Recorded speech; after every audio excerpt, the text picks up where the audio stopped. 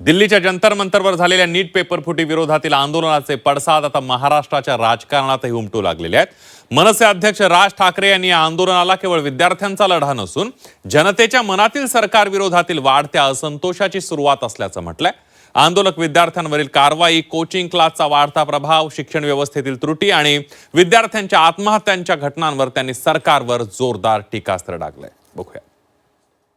सगळा सभोवतालचा सगळा राग तिकडे बाहेर आला आणि तो ह्याच्या पुढे अजून जोरात जास्ती मोठ्या पद्धतीने बाहेर येईल।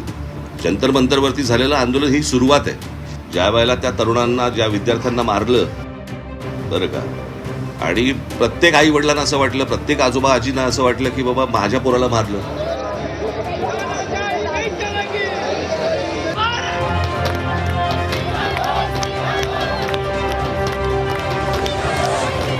जंतर मंतरवरील आंदोलन ही फक्त सुरुवात आहे असा इशारा मनसे अध्यक्ष राज ठाकरेंनी दिला। नाशिकमधील पत्रकार परिषदेत राज ठाकरेंनी नीट पेपर फुटीच्या आंदोलनावर भाष्य केलंय। तिथे आलेले सगळेच विद्यार्थी हे काही नीटचे विद्यार्थी नव्हते, पण जे विद्यार्थी, जे तरुण तिकडे जे आले होते, तो त्यांच्यामधला जो राग आहे तो मला असं वाटतं सगळा सभोवतालचा सगळा राग तिकडे बाहेर आला आणि तो ह्याच्या पुढे अजून जोरात जास्ती मोठ्या पद्धतीने बाहेर येईल। म्हणजे जंतर मंतरवरती झालेलं आंदोलन ही सुरुवात आहे, कळलं का? ते आत्ता आंदोलन शांत आहे किंवा, परंतु राग, सरकारबद्दलचा राग ज्या वेळेला अशा प्रकारे बाहेर येतो, कारण हे आंदोलन घराघरात शिरलं। ज्या वेळेला त्या तरुणांना, ज्या विद्यार्थ्यांना मारलं बरं का, आणि प्रत्येक आई वडिलांना असं वाटलं, प्रत्येक आजोबा आजींना असं वाटलं की बाबा माझ्या पोराला मारलं। जंतर मंतरवर आलेले विद्यार्थी फक्त परीक्षेच्या प्रश्नावर नव्हते, तो तरुणांच्या मनात साचलेल्या रागाचा उद्रेक होता। सरकार विरोधात जनतेच्या मनात प्रचंड नाराजी आहे आणि पुढच्या काळात हा असंतोष अधिक तीव्र होईल असा इशाराही राज ठाकरेंनी दिला। दिल्लीतील आंदोलनादरम्यान विद्यार्थ्यांवर झालेल्या मारहाणीचाही राज ठाकरेंनी निषेध केला। आंदोलनावर लाठीमार झाल्यानंतर हा विषय प्रत्येक घरापर्यंत पोहोचला। प्रत्येक आई वडिलांना आपल्या मुलालाच मारहाण झाल्याची भावना निर्माण झाली असं राज ठाकरेंनी म्हटलंय। खरं तर ते शांतपणे आंदोलन सगळं सुरू होतं, सरकारने या सगळ्या गोष्टींची सुरुवात केली आणि मला एवढंच फक्त म्हणायचं, हे भाजपमधलंच अंतर्गत हे भांडण आहे आणि त्याच गोष्टी आता सगळ्या चव्हाट्यावरती येत आहेत। दरवर्षी पेपर फुटत आहेत। म्हणजे हे नीटचं आंदोलन ज्यावेळेला चालू होतं त्यावेळेला 2 पेपर फुटलेत। म्हणजे ह्या शिक्षण पद्धतीवरती जर समजा कोणाचंही लक्ष केंद्रित नसेल, कोणी त्या गोष्टीला गांभीर्याने घेत नसेल आणि त्याच्यानंतर तुम्ही म्हणाल मुलांनी चिडायचं नाही, मुलींनी चिडायचं नाही, तरुणांनी रागवायचं नाही, शिव्या द्यायच्या नाहीत, मग शिव्या द्यायचा अधिकार फक्त काय भाजपला आहे? लोकांच्या आया बहिणी काढण्याचा फक्त अधिकार भाजपला आहे? शिक्षण व्यवस्थेवरही राज ठाकरेंनी तीव्र शब्दात प्रश्न उपस्थित केले। 10वी नंतर कॉलेजपेक्षा कोचिंग क्लास महत्वाचे ठरतात। विद्यार्थी 8-8 तास क्लासमध्ये असतात, मग कॉलेजमध्ये उपस्थिती कशी लागते असा सवाल राज ठाकरेंनी केला। म्हणजे कॉलेजमधली फी किती? 20,000 रुपये आणि क्लासमधली फी किती? 1,40,000 रुपये।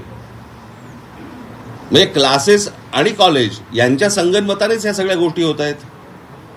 म्हणजे क्लासेसवाले कॉलेजवाल्यांना पैसे पुरवत असणार।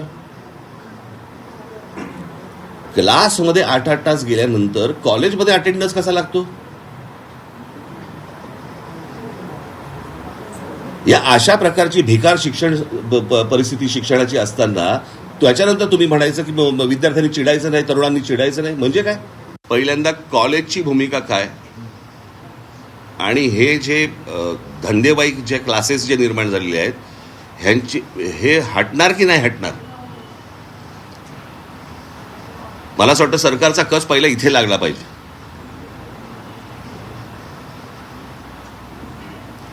ह्यांच्या धंदेवाईकपणामुळेच या सगळ्या गोष्टी सुरू आहेत ना। वर्तमानपत्रांना फुलपेज जाहिराती द्यायच्या, आमच्याकडे हे आलं आणि तो आला, असा आला, कसा आला? मग हेच पेपर फोडणार, ह्यांचेच कनेक्शन। सर्वच कोचिंग क्लास वाईट नाहीत, पण शिक्षणाचा व्यवसाय झालाय। नीट पेपर फुटीमध्ये कोचिंग क्लासची भूमिका तपासली पाहिजे। केंद्र सरकार आणि राज्य सरकारने याकडे गांभीर्यानं पाहायला हवं असंही मनसे अध्यक्ष म्हणाले। दरम्यान दगडावरील फिंगरप्रिंट आधारशी लिंक होतील या चंद्रकांत पाटलांच्या विधानावरून राज ठाकरे यांनी पुन्हा एकदा डिवचले। दगडावरील ठसे शोधण्यापेक्षा विद्यार्थ्यांच्या मागण्यांकडे लक्ष द्यावा असा सल्ला राज ठाकरेंनी चंद्रकांत पाटलांना दिला। दगडांवरचे ठसे घेऊन त्यांचं आधार कार्ड चेक करण्यापेक्षा मला असं वाटतं चंद्रकांत पाटलांनी या विद्यार्थ्यांकडे जास्ती लक्ष दिलं पाहिजे. मग मला ही गोष्टच नाही समजली की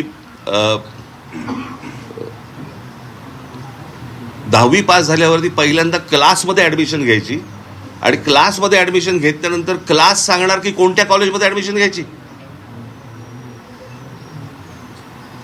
आज ते विद्यार्थी कॉलेजला न जाता 8-8 तास त्या क्लासमध्ये जाऊन बसतायत आणि तिकडे शिकतायत. मग कॉलेज काय करतंय? परदेशात शिक्षणासाठी भारतीय विद्यार्थ्यांची वाढती संख्या ही देखील भारतातील शिक्षण व्यवस्थेवरील प्रश्नचिन्ह असल्याचं राज ठाकरे म्हणाले. देशाचे शिक्षण मंत्री धर्मेंद्र प्रधान यांच्या मुलीनेही परदेशात शिक्षण घेतल्याचा उल्लेख करत सामान्य पालकांचा देशातील शिक्षण व्यवस्थेवरील विश्वास कसा टिकणार असा सवाल राज ठाकरेंनी केला.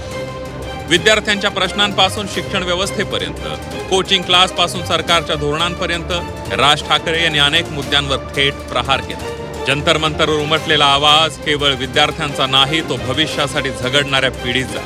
आणि हा आवाज आता राजकारणालाही दुर्लक्षित करता येणार नाही.